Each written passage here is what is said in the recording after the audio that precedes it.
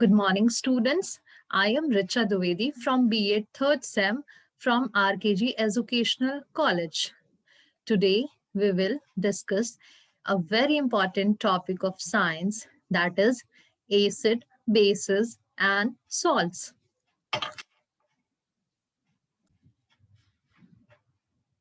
So, students, it's a topic from class 8th, acid, bases, and salts. So, आपने कभी ना कभी acid base and salt ये तीन नाम सुने तो जरूर होंगे, बट एक्चुअली ये कहाँ होते हैं, क्या प्रॉपर्टीज होती हैं इनकी, ये आज हम समझेंगे। सॉल्ट तो सबने सुना होगा बिकॉज वी ऑल नो कि खाने में अगर नमक ना हो, सब्जी में, दाल में, जो नमकीन चीजें होती हैं तो फिर मजा नहीं आता है। So we know the taste of salt. But क्या आप जानते हैं कि हम एसिड और बेस भी अपने डेली लाइफ में यूज करते हैं, और हम उन दोनों की बनी चीजों को भी रोजमर्रा की जिंदगी में देखते हैं।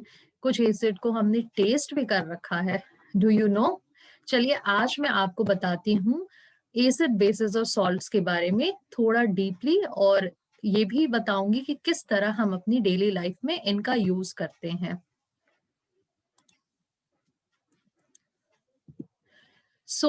ये कुछ फ्रूट्स हैं, इनका टेस्ट वी ऑल नो।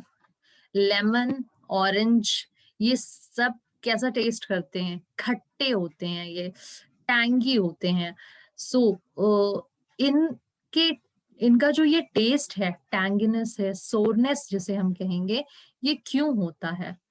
क्या आपको पता है कि ये एसिड्स की वजह से होता है? बिकॉज इनमें एसिड कंटेंट होता है, अ फॉर्म ऑफ एसिड होता है। तो चलिए देखते हैं कि एसिड होता क्या है actually.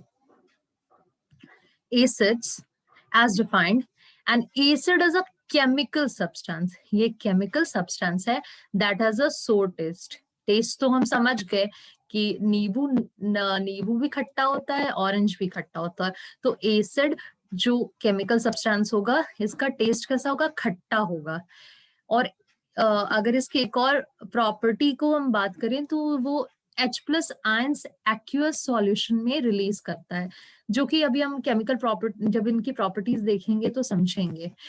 Many food items such as lemon, curd, vinegar, orange taste sour because of the presence of acid in them। तो ये खट्टे क्यों होते हैं? क्योंकि इनमें एक तरह का एसिड पाया जाता है, और इन सब में अलग अलग फॉर्म का एसिड होता है। मतलब एसिड होगा सब में, पर वो फॉर्म अलग अलग होगा सब में। Acidic substances are those substances that contain acid in them, ये हम समझ चुके हैं। एंड नेचुरल एसिड्स क्या होते हैं? वो एसिड्स जो नेचर में अकर करते हैं। That means those acids that occur in nature. For example, acids found in fruits, जो फ्रूट्स में पाए जाते हैं, उनको हम नेचुरल एसिड्स कहते हैं।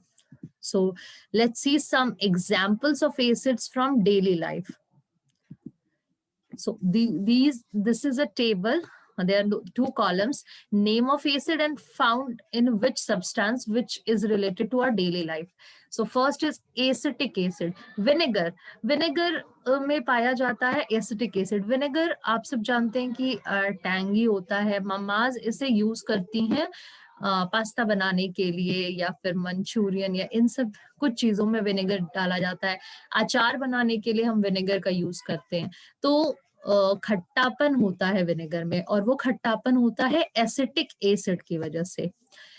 एंड स्टिंग, यानी name of acid, second name is formic acid which is found in and sting. And sting मतलब जब चींटी हमें डंक मारती है, काट लेती है, तो उस जगह पे रेडनेस आ जाती है, हमारी स्किन रेड हो जाती है, इची इची सा फील होता है, हल्का हल्का माइल्ड पेन भी होता है। It is because of formic acid. The third one is citric acid.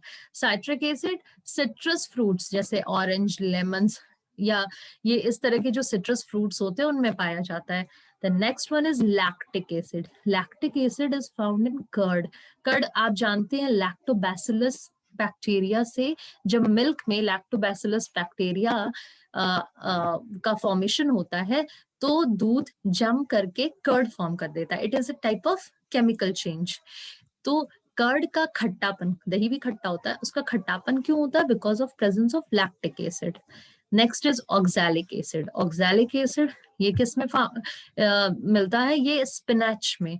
पालक, अभी ठंडियों का सीजन है और ठंडियों के सीजन में पालक हर घर में आप देखते हैं. और पालक का भी अगर आप नेचुरल टेस्ट की बात करें तो हल्का सा खट्टापन इसमें होता है. It is because of the presence of oxalic acid. Next is ascorbic acid, जिसे विटामिन सी, हम जानते हैं कि हमारे फूड में प्रॉपर न्यूट्रिएंट्स, विटामिन, मिनरल सब इन सब का होना जरूरी है ताकि प्रॉपरली बोन्स का डेवलपमेंट, बॉडी का डेवलपमेंट, हमारा फिजिकल ग्रोथ हो पाए. उसके लिए विटामिन में one of the most important is vitamin C. और विटामिन सी एस्कॉर्बिक एसिड में सबसे ज्यादा पाया जाता है. एस्कॉर्बिक एसिड कहाँ, किन फ्रूट्स में या किन चीजों में मिलता है? वो है आंवला और citrus fruits. Next is tartaric acid. Tartaric acid found in tamarind. Tamarind, इमली, आप सब जानते होंगे, इमली भी खट्टा होता है टेस्ट में, वो टार्टेरिक एसिड की वजह से होता है. ग्रेप्स, अंगूर खट्टे होते हैं, तो all because of tartaric acid. Unripe mangoes, आम जब पक जाता है तब तो वो मीठा हो जाता है, बट जो हम लोकल लैंग्वेज में अमिया कहते हैं, जो छोटे छोटे आम जब वो पका नहीं होता है, छोटे रहते हैं, वो कितना खट्टा होता है टेस्ट में. It's because of tartaric acid. All the acids mentioned above, इसमें जितनी भी एसिड्स हैं वो नेचर में पाए जाते हैं. विनेगर हमने देखा, विनेगर, मैं एक बात बताऊं, विनेगर हम लोग घर पे बनाते हैं शुगर केन को बहुत दिनों तक छोड़ देते हैं, उसमें माइक्रो ऑर्गेनिज्म जर्मिनेट करते हैं, जिसकी वजह से बेसिकली कहते हैं कि शुगर केन को जो जब वो डिकम्पोज हो जाता है, उसको माइक्रो ऑर्गेनिज्म डिकम्पोज कर देते हैं तो विनेगर बनता है. तो यानी उसमें भी एसिटिक एसिड होता है. तो ये सारी चीज नेचर में पाई जाने वाली चीजें हैं और इनमें ये सारे एसिड पाए जाते हैं. Acetic acid, formic, citric, lactic, और इन सब का यूज हमने डेली लाइफ में किया होगा, सबका टेस्ट भी जानते हैं, बट हमें आज ये पता चला कि ये सब प्रेजेंस ऑफ एसिड की वजह से होता है. अब ये एक पिक्चर है, इसमें source of acids, natural source of acids दिखा रहा है. Vinegar, acetic acid, lemon, citric acid, tomato, oxalic acid. Tomato and spinach दोनों में ऑक्सैलिक एसिड होते हैं. Grapes, tartaric acid, lactic acid in milk and curd. And ant sting में formic acid, apple में malic acid. So next we will see कि ये चीजें आप सबके घर में होंगी. ये कोलिन समझ लो या जर्म क्लीनर समझ लो, ब्लीच हो गया, एंटासिड, टूथपेस्ट, बेकिंग पाउडर, ये सारी चीजें आपने देखी जरूर होंगी. अच्छा, सोप जब भी हम हाथ पे लगाते हैं तो उसका टेक्सचर क्या होता है? उसका टेक्सचर बड़ा ही वो चिकना सा होता है, स्लिपरी होता है, चिकना होता है. और ऐसा क्यों होता है? Because of the presence of basis. अब हम बेसिस के बारे में जानते हैं. A base is a chemical substance that has a bitter taste. इसका टेस्ट बिटर होता है. एंड अ सोपी टेक्सचर, वो चिकनाई वाला, सोप वाला टेक्सचर होता है बेसिस में. Bases are found in different substances such as bleach, ammonia, washing powder, and soap. Again, bases are also found in baking soda, baking powder. Bases are also called alkaline. इन्हें हम alkaline भी कहते हैं. Basic substances are the substances that contain a base in them. उनमें एक type का base होता है. जिन सब्सटेंसेस में एक टाइप का बेस प्रेजेंट होता है उन्हें हम बेसिक सब्सटेंस कहते हैं. तो लेट्स सी कि डेली लाइफ में हमने बेस कहाँ कहाँ देख रखा है. अब ये अगेन एक टेबल है, इसमें 2 कॉलम से name of base and found in. पहला है कैल्शियम हाइड्रोक्साइड. ये लाइम वाटर में पाया जाता है. हम लाइम वाटर गर्मियों में अक्सर यूज करते हैं, नींबू पानी, वो उसमें कौन सा बेस होता है, कैल्शियम हाइड्रोक्साइड। विंडो क्लीनर जो कोलिन इस तरह की चीजें ग्लास वगैरह को साफ करने के लिए होती हैं, विंडो मिरर इन सबको साफ, उनमें अमोनियम हाइड्रोक्साइड नाम का एक बेस होता है। उन्हें भी जब आप हाथ से छू के देखेंगे तो वो बड़े ही चिकने होते हैं, तो इससे समझ में आ जाएगा कि वो बेस है। सोप, सोप में कौन सा बेस पाया जाता है, वो है सोडियम हाइड्रोक्साइड, पोटेशियम हाइड्रोक्साइड। और मिल्क ऑफ मैग्नीशियम में मैग्नीशियम हाइड्रोक्साइड। ये कुछ एग्जाम्पल्स हैं बेस के। हम सबके घर में ब्लीच होता है, कोलिन है, सोप्स होते हैं, वॉशिंग पाउडर होते हैं, लिक्विड सोप होता है, बेकिंग पाउडर होता है, ये सब बेस के एग्जाम्पल्स होते हैं। लेट्स सी न्यूट्रलाइजेशन रिएक्शन क्या होता है। अब हमने एसिड समझ लिया, एसिड जो कि फ्रूट्स में पाया जाता है, खट्टा होता है उसका टेस्ट, बेस जिसका टेस्ट बिटर होता है, टेक्सचर उसका सोपी होता है। अगर एसिड और बेस को मिला दें तो क्या होगा, लेट्स सी। उस रिएक्शन को न्यूट्रलाइजेशन रिएक्शन कहेंगे। यानी when an acid and base react with each other, एक दूसरे के साथ जब रिएक्ट करते हैं, दे फॉर्म सॉल्ट, वो सॉल्ट बनाते हैं, वाटर एंड हीट, तीन चीजें रिलीज होंगी उनके रिएक्शन से, सॉल्ट, वाटर एंड हीट। और इस रिएक्शन को हम कहेंगे neutralisation reaction. In this reaction, the acidic and basic nature of the acid and base respectively are destroyed. इसमें क्या होगा, एसिड अपना नेचर खो देगा और बेस भी अपना बेसिक नेचर खो देगा, और क्या बन जाएगा उन दोनों को मिला के, सॉल्ट, वाटर एंड हीट। ये एक फिगर है जो कि डेमोन्स्ट्रेट कर रहा है कि एसिड और बेस इन दोनों को मिला रहे हैं एक वेसल में, और सॉल्ट प्लस वाटर, और ये जो ड्रॉपलेट्स आपको दिख रहे हैं, that means release of heat भी हो रहा है। द रिएक्शन बिटवीन, अब हम एक एसिड और एक बेस के रिएक्शन से इस चीज को समझने की कोशिश करते हैं।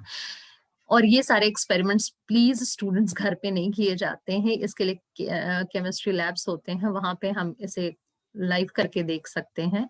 The reaction between hydrochloric acid and sodium hydroxide is a classic neutralisation reaction where sodium chloride is formed. Sodium chloride, जैसे हम सॉल्ट भी आपने सुना होगा, सॉल्ट का chemical name NaCl, sodium chloride होता है। तो हाइड्रोक्लोरिक एसिड और सोडियम हाइड्रोक्साइड, इन दोनों के रिएक्शन से NaCl, सॉल्ट और वाटर फॉर्म होता है। एंड अब न्यूट्रलाइजेशन रिएक्शन भी समझते हैं कि डेली लाइफ में कहाँ का हमने देखा, मतलब कहाँ हमने देखा है कि एसिड और बेस इन दोनों के रिएक्शन से, इन दोनों की प्रॉपर्टीज खोने के बाद सॉल्ट, वाटर रिलीज हुआ और हीट। चलिए देखते हैं। सबसे पहला एग्जांपल है ड्यूरिंग इंडाइजेशन। जब भी हमें इंडाइजेशन होता है तो हम क्या करते हैं, सबसे पहले डाइजीन सिरप लेते हैं या फिर कोई एंटासिड लेते हैं, एंटासिड टैबलेट्स। एंटासिड मतलब कोई ऐसा जो एसिड नहीं है, यानी वो बेस है, क्योंकि हमारे डाइजेस्टिव सिस्टम में एसिड होता है, एसिड फॉर्म होता है, और एसिड से ही हमारा फूड जो है वो डाइजेस्ट होता है। तो हमारे पेट में ऑलरेडी एसिड मौजूद है, तो हम एसिड अगर कुछ ले लेंगे तो वो डबल रिएक्शन हो जाएगा। तो हमें ऊपर से एंटासिड यानी बेस लेना होता है ताकि वो जाके एसिड को न्यूट्रलाइज कर दे।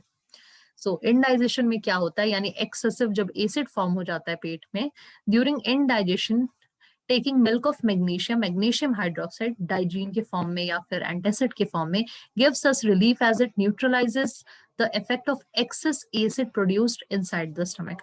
हमारे पेट के अंदर जो एक्सेस एसिड फॉर्म हो गया है उसे न्यूट्रलाइज करने के लिए हमने बेस का, बेसिक सब्सटेंस का इनटेक किया, और वो जाके न्यूट्रलाइज कर देता है एसिड के इफेक्ट को। नेक्स्ट हम देखते हैं the effect of ant sting. हमने देखा ant sting formic acid, formic acid उससे रिलीज होता है, तो which is caused by formic acid can be neutralised by rubbing moist baking soda. Baking soda मैंने बताया, बेकिंग सोडा बेसिक सब्सटेंस है, यानी it is basic in nature. तो जहां पे चींटी ने हमें काटा वहां अगर हम बेकिंग सोडा रब कर लेते हैं तो हमें बहुत आराम मिलता है, वो उस फॉर्मिक एसिड को न्यूट्रलाइज कर देता है। नेक्स्ट हम देखते हैं to ensure that plants can grow well the soil is treated with either acid और bases depending if it's basic और एसिडिक इन तो जब प्लांट ग्रो कर रहे होते हैं हम किसी लैंड पे, तो सॉइल की प्रॉपर्टी देखते हैं कि सॉइल एसिडिक है या बेसिक है। अगर वो एसिडिक है तो उसमें बेस का यूज करते हैं, बेस फर्टिलाइजर में डालते हैं ताकि वो न्यूट्रलाइज कर दे सॉइल को, और बेस होता है तो एसिडिक फर्टिलाइजर यूज करते हैं for the proper growth of plants.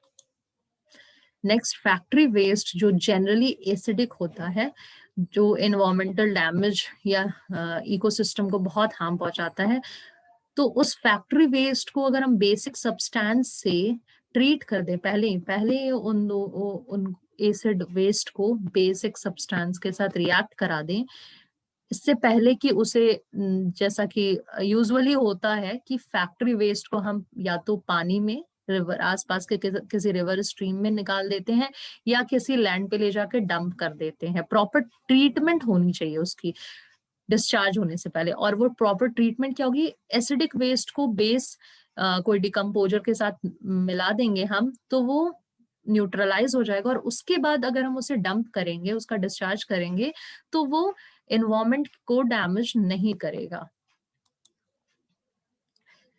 Students, अब ये आप देख सकते हैं, ये दिस इज अ पिक्चर जिसमें वेरियस टाइप ऑफ सॉल्ट दिख रहा है।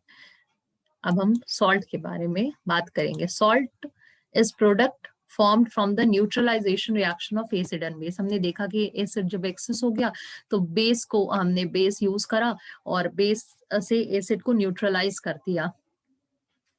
उस न्यूट्रलाइजेशन रिएक्शन में सॉल्ट, वाटर और हीट प्रोड्यूस हुआ। तो ये जो पहला प्रोडक्ट है वो है सॉल्ट। अब हम इसके बारे में बात करने जा रहे हैं। सॉल्ट, हमने देखा कि हाइड्रोक्लोरिक एसिड और सोडियम हाइड्रोक्साइड का रिएक्शन जिससे सोडियम क्लोराइड फॉर्म हुआ, it is a form of salt. और सॉल्ट का नेचर कैसा होता है, वो एसिडिक भी हो सकता है, बेसिक भी हो सकता है, या न्यूट्रल भी हो सकता है। अब इंडिकेटर्स क्या होते हैं। अब हमने एसिड बेसिस समझ लिया, हमने देखा कि डेली लाइफ में हम कहाँ कहाँ एसिड और बेसिक सब्सटेंस को पाते हैं, कहाँ हमें मिलता है एसिड सब्सटेंस और बेसिक सब्सटेंस। बट हम कैसे पहचानेंगे कि इस सब्सटेंस में एसिड है, इसमें बेस है? ये पहचानने के लिए इंडिकेटर्स का यूज करते हैं। तो अब देखते हैं इंडिकेटर्स क्या होते हैं। अब we can not test every object, हर चीज को तो हम जैसे साबुन है उसे टेस्ट करके नहीं देखा, हमने सोपी टेक्सचर से देखा। अब कोई सब्सटेंस खट्टा है और कड़वा है, इससे एसिड और बेस का पता लगाने के लिए हम हर चीज को टेस्ट करना स्टार्ट कर दें तो it will be very harmful for us. इसके लिए हम इंडिकेटर्स का यूज करते हैं। इंडिकेटर क्या होता है? What is an indicator? An indicator is a substance that can determine if another substance is acidic और बेसिक इन नेचर। ये एक ऐसा सब्सटेंस होता है जो बताता है कि ये सब्सटेंस एसिडिक होगा या बेसिक होगा नेचर में।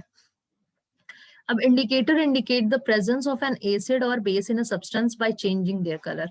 अब इंडिकेटर्स किस तरह बता पाते हैं कि ये सब्सटेंस एसिड है या बेस है? तो इंडिकेटर्स अपने कलर को चेंज करते हैं या अपना स्मेल चेंज करते हैं, ये बताने के लिए कि ये पर्टिकुलर सब्सटेंस एसिड है या बेस है। अगर एग्जाम्पल देखें जो हमारे आसपास में मौजूद इंडिकेटर्स हैं, तो वो टर्मरिक, चाइना रोज यानी गुड़हल की पंखुड़ियां, and litmus are some natural indicators. Natural indicators क्या होते हैं? That occur in nature. अब हम देखते हैं लिटमस, जिसका हम जनरल यूज करते हैं लैब्स में। ये एक बीकर है, इसमें जो एसिड सॉल्यूशन है, जब हम लिटमस को इसमें डालेंगे तो ब्लू लिटमस का ओरिजिनल कलर पर्पल होता है, ये इस लिटमस का कलर रेड कर देगा। और बेस सॉल्यूशन में अगर हम लिटमस पेपर को डालेंगे तो रेड लिटमस को वो ब्लू कर देता है, टर्न कर देता है। So litmus is a naturally occurring purple indicator which is extracted from lichens, or when added to an acidic solution it turns red, and when added to a basic solution it turns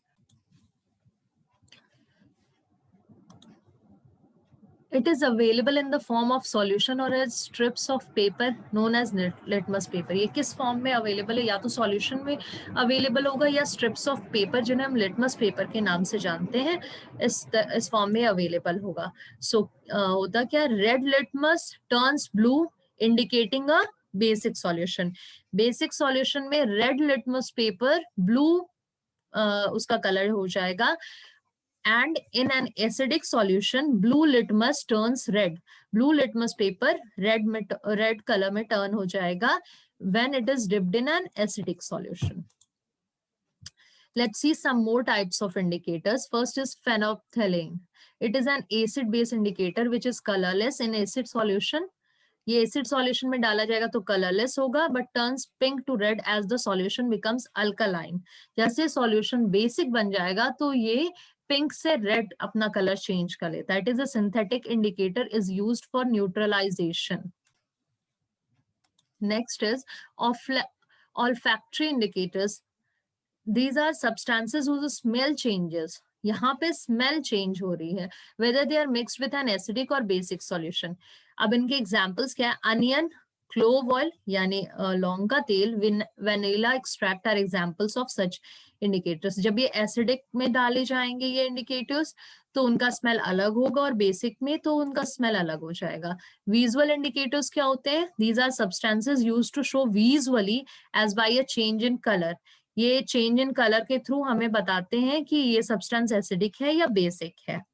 और common examples है litmus paper, red cabbage, फेनोप्थलीन.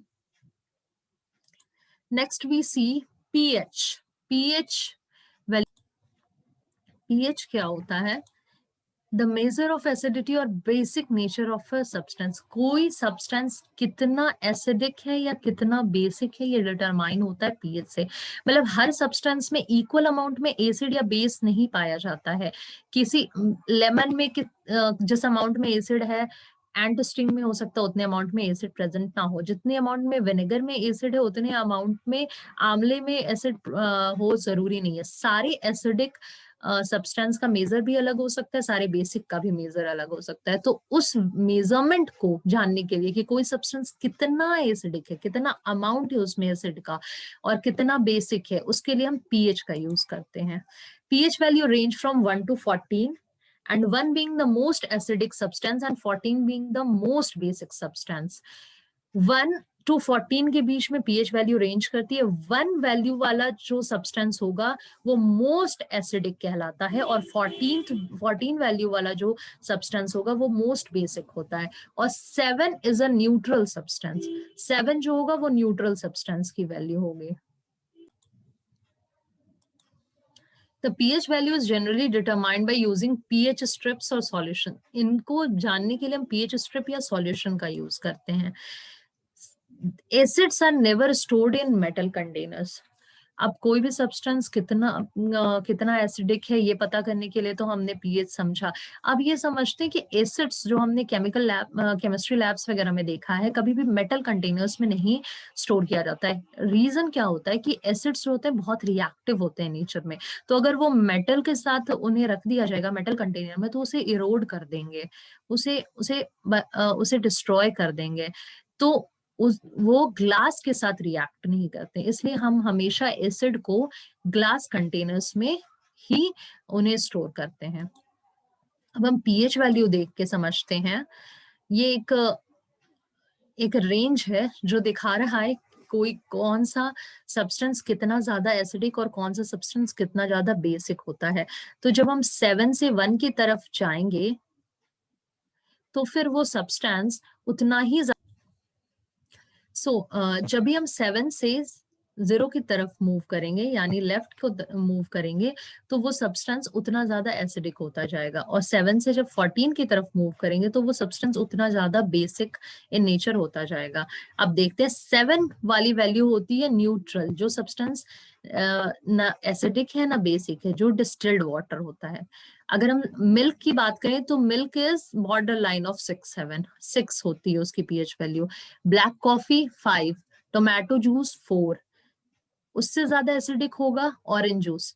Then lemon juice जिसका acidic value 2 होती है, and then gastric acid जो हमारे stomach में होती है वो 1 होती है उसकी वैल्यू। अब बेसिक की बात करें तो 7 से 8, तो सबसे कम बेस जो बेस मेजरमेंट या कंटेंट होगा बेकिंग सोडा में, देन हैंडमेड सोप में, देन 11-12 पे आएंगे हम तो ammonia, then bleach, then sodium hydroxide. तो इधर जाते हुए बेसिक नेचर यानी बेसिक कंसिस्टेंसी उसकी बढ़ती जा रही है और इधर एसिडिक बढ़ती जा रही है। तो इस तरह से हम पीएच स्ट्रिप्स के थ्रू पता लगाते हैं कौन सा सब्सटेंस कितना ज्यादा एसिडिक है और कितना ज्यादा बेसिक है। So let's summarize the whole topic students. आज जो हमने पढ़ा आई होप आप सबको समझ में आया। सो देखते हैं आज हमने क्या क्या समझा। हमने एसिड और उसका डेफिनेशन कि कोई भी सब्सटेंस जिसका टेस्ट सोर है और जो एक्वस सॉल्यूशन में H+ आयंस रिलीज करती है दैट इज एसिड। एग्जाम्पल्स देखिए एसिड के डेली लाइफ में, formic acid and sting vinegar में एसिड होता है, साइट्रस फ्रूट्स होते हैं उनमें एसिड होता है, ऑक्सैलिक एसिड टोमेटो स्पिनच में पाया जाता है, ये सब हमने देखा। देन हमने बेस उसका डेफिनेशन, जो सोपी टेक्सचर वाली चीजें होती हैं या बिटर इन टेस्ट होती हैं जो OH- आयंस रिलीज करती हैं एक्वस सॉल्यूशन में, उन्हें हम बेस कहते हैं।